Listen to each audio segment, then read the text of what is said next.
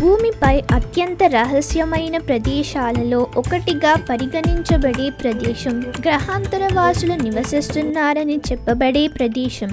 ఆ ప్రదేశంలో జరిగే అనేక సంఘటనల వలన ఈ భూమిపైన అత్యంత భయంకరమైన ప్రదేశంగా భావిస్తారు. ఇది ఆ ప్రదేశం ఎక్కడైతే పెద్ద పెద్ద ఓడలు మరియు విమానాలు అంతు చిక్కకుండా పోయాయి. ఇటువంటి సంఘటనలు జరిగే ఆ ప్రదేశంలో 1000 కంటే ఎక్కువ ఓడలు మరియు విమానాలు మాయమయ్యాయి. అంతేకాకుండా అలా మాయమైన వాటి గురించి ఎలాంటి ఆధారాలు కూడా దొరకలేదు.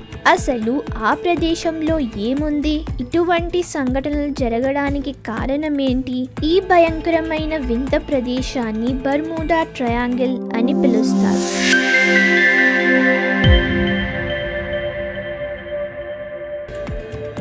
బర్ముడా ట్రయాంగిల్ సముద్రంలో అతి రహస్యమైన ప్రాంతంగా భావిస్తారు.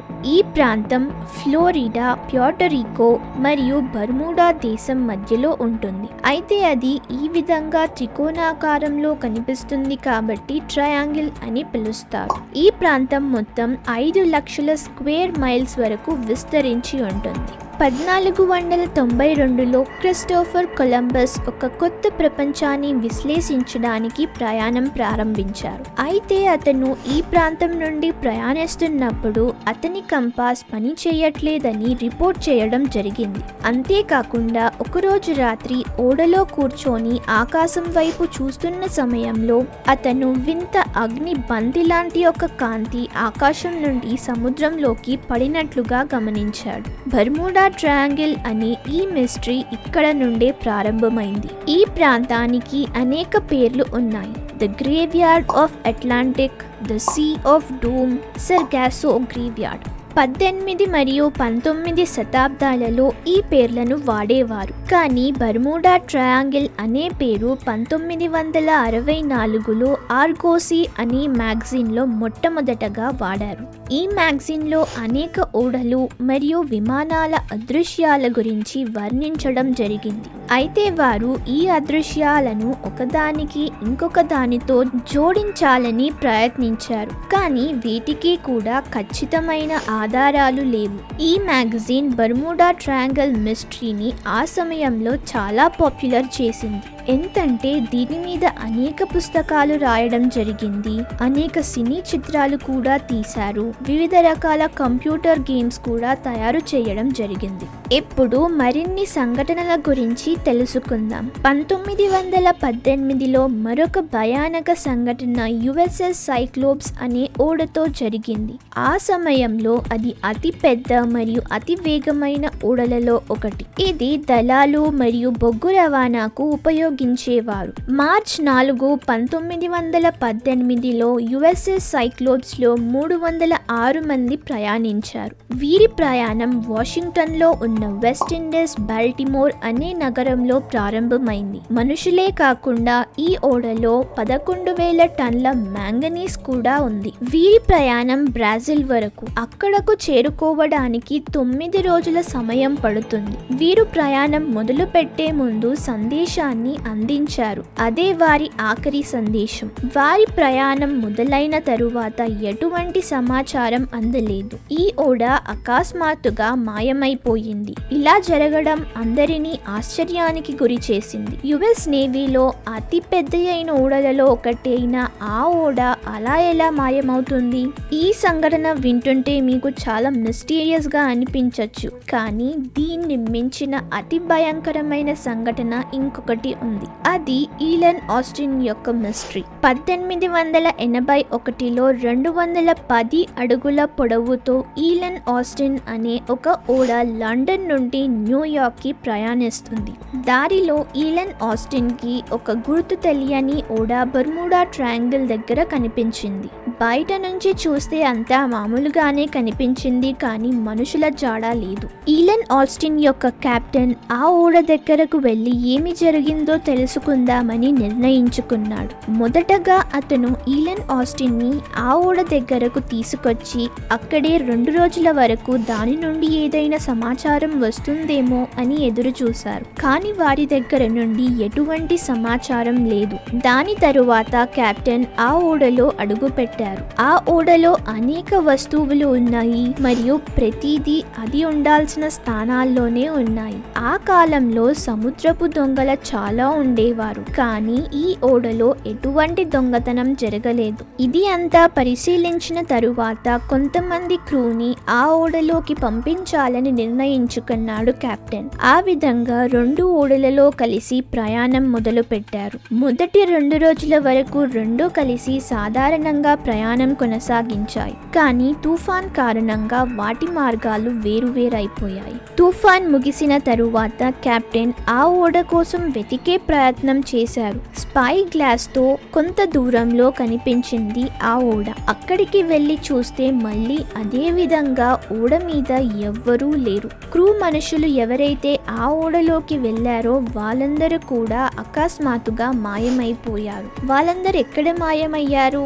వారందరికీ ఏమి జరుగుంటుందో మనకి ఇప్పటి వరకు తెలియదు. కానీ ఆ ఓడ మాత్రం చెక్కు చెదరకుండా అలాగే ఉంది. కెప్టెన్ తిరిగి వచ్చి జరిగిన సంఘటన అంతా ఓడ యజమానికి వర్ణించినప్పుడు అది విన్న యజమాని చాలా బెదిరిపోయాడు. ఆ ఓడని ఒక జర్మన్ కంపెనీకి అమ్మేశాడు. అంతేకాకుండా ఆ ఓడ యొక్క పేరుని ఈలెన్ ఆస్టిన్ నుండి మెటాకి మార్చివేశారు. ఇది వినడానికి చాలా ఆసక్తికరంగా ఉంది కదా, కానీ బహుశా ఇది అంతా ఒక కథ మాత్రమే అయి ఉండవచ్చు. ఎందుకంటే ఇది చాలా పురాతన కాలం నాటిది కాబట్టి దాని గురించి సరిగ్గా పరిశీలించే అవకాశం కూడా లేదు. ఇటువంటి ఎన్నో కథలు తరాల పాటు చెప్పేవారు, కానీ అసలు నిజం ఏంటో తెలుసుకోలేకపోయారు. కొంతమంది విశ్లేషకులు బర్ముడా ట్రయాంగిల్ గురించి అనేక థియరీస్ చెప్తారు. కొందరు ఏలియన్స్ ని నిందిస్తారు, మరి కొందరు అక్కడ ఒక పెద్ద సీ మాన్స్టర్ ఉందని నమ్ముతారు.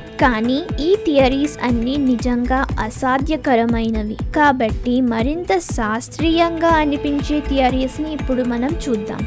మొదటి థియరీ మ్యాగ్నెటిజం కి సంబంధించింది. మన భూమి పైన జియోగ్రఫిక్ నార్త్ పోల్ మరియు మ్యాగ్నెటిక్ నార్త్ పోల్ అనే 2 వివిధ పాయింట్స్ ఉంటాయి. కంపాస్ లో మనం నార్త్ ని చూస్తే అది సాధారణంగా మ్యాగ్నెటిక్ నార్త్ పోల్ ని చూపిస్తుంది. అసలైన జియోగ్రఫిక్ నార్త్ పోల్ దానికి దగ్గరలో ఉంటుంది. కంపాస్ ని వాడేవారు ఈ సిద్ధాంతాన్ని తరాలుగా వాడుతూ వస్తున్నారు. కానీ భూమి పైన కొన్ని ప్రదేశాలు ఉన్నాయి అక్కడ కంపాస్ మ్యాగ్నెటిక్ మరియు జియోగ్రఫిక్ నార్త్ పోల్ 2 ఒకే చోట చూపిస్తుంది. ఆ ప్రాంతాలని ఆగోనిక్ లైన్స్ అని పిలుస్తారు. ఇవి సమయానుసారం మారుతూ ఉంటాయి. కానీ గత 200 నుండి 300 సంవత్సరాల నుండి బర్ముడా ట్రయాంగిల్ దగ్గర 0 degrees లైన్ ఉంటుంది. ఇది చమత్కారానికి గురి చేస్తుంది.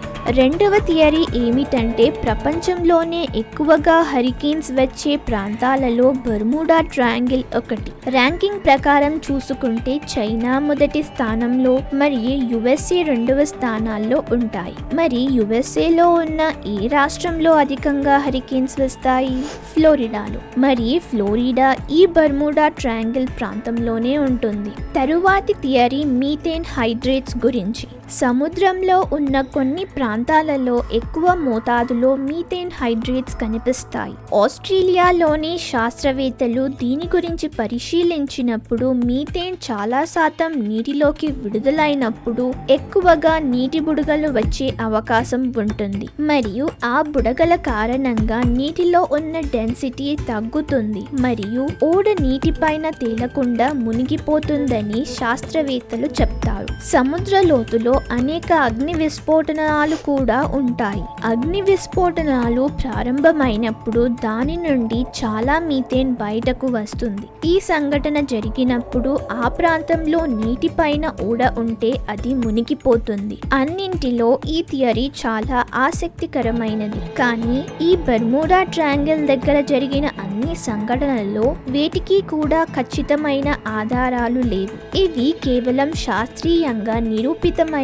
విషయాలు మాత్రమే. మీరు మీరు గమనించినట్లయితే ఇటువంటి సంఘటనలు సముద్రంలో ఎన్నో ప్రాంతాలలో జరుగుతుంటాయి. ఇటువంటి దానికి మంచి ఉదాహరణ ఇటీవలే జరిగిన మలేషియన్ ఎయిర్లైన్ విమానం యొక్క సంఘటన.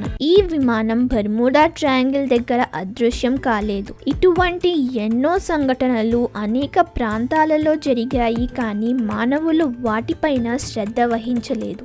బర్ముడా ట్రయాంగిల్ దగ్గర మొదట్లో కొన్ని సంఘటనలు వచ్చి ఉంటాయి, కానీ ఈ మిస్టరీ ఎక్కువగా పాపులర్ అయినప్పుడు మానవులు వాటి వెనుక ఎన్నో కట్టుకథలను సృష్టించడం మొదలుపెట్టారు. కొన్ని కథలు చాలా అసంభవమైనవి మరియు అటువంటివి అసలు జరగలేదు. నేను మీకు ఈలన్ ఆస్టిన్ గురించి చెప్పిన కథ వీటిల్లో ఒకటి. డిసెంబర్ 5, 1945లో యుఎస్ నేవీ యొక్క 5 torpedo bomber air crafts Florida వైపు వాటి ప్రయాణాన్ని ప్రారంభించాయి. ఈ మిషన్ ని ఫ్లైట్ 19 అని పిలిచేవారు. ఇది ఒక సాధారణమైన 3 గంటల పొడవైన ఒక ట్రైనింగ్ మిషన్. ఇటువంటి చాలా మిషన్స్ ఇది వరకు అప్పుడప్పుడు చేస్తూ ఉండేవారు.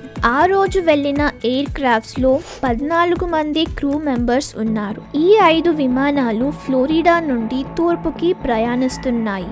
వాతావరణం అంతా బాగానే ఉంది, కానీ సరిగ్గా 2 గంటల తరువాత ఫ్లైట్ లీడర్ తన దగ్గర ఉన్న కంపాస్ పని చేయట్లేదని రిపోర్ట్ చేయడం జరిగింది. తన దగ్గర ఉన్న బ్యాకప్ కంపాస్ కూడా పని చేయట్లేదు. ఇతర విమానాల్లో కూడా పరికరాలన్నీ మాల్ ఫంక్షన్ అవుతున్నాయని రిపోర్ట్ చేయడం జరిగింది. వాతావరణంలో మార్పులు మొదలయ్యాయి. సరిగ్గా సాయంత్రం 4:56 వారు గల్ఫ్ ఆఫ్ మెక్సికోలో ఉన్నారని టేలర్ అనుకుంటాడు. ఫ్లోరిడా చేరుకోవాలంటే వారు తూర్పు వైపు వెళ్ళాలి. అయితే టేలర్ అన్ని విమానాలకు తూర్పు వైపు వెళ్దాం అని సందేశాన్ని పంపిస్తాడు. ఈ సమయంలో అన్ని విమానాలు ఫ్లోరిడాకి 370 కిలోమీటర్ల తూర్పులో ఉన్నాయని అందరూ నమ్మేవారు. సరిగ్గా 7:04 రేడియో ట్రాన్స్మిషన్ సిగ్నల్స్ పోతాయి. దాని తరువాత అన్ని విమానాలు అదృశ్యమైపోయాయి. వారికి ఏమై ఉంటుంది అనేది ఎవరికీ తెలియదు. ఈ సంఘటన జరిగిన తరువాత 13 crew members search and rescue mariner aircraft లో వాళ్ళని వెతకడానికి వెళ్లారు. మరి వారందరూ కూడా అదృశ్యమైపోయారు. ఫ్లైట్ 19లో ఉన్న 14 మంది మరియు తర్వాత వారిని వెతకడానికి వచ్చిన 13 మంది అందరూ అదృశ్యమైపోయారు. చాలా రోజుల తరువాత అతిపెద్ద air and water search operation చేయడం జరిగింది, కానీ వారికి ఏమీ దొరకలేదు. వారికి ఏ వ్యక్తి శవం లేదా విమానంలోని ఏ భాగం కూడా కనిపించలేదు. అన్నీ అదృశ్యమైపోయాయి.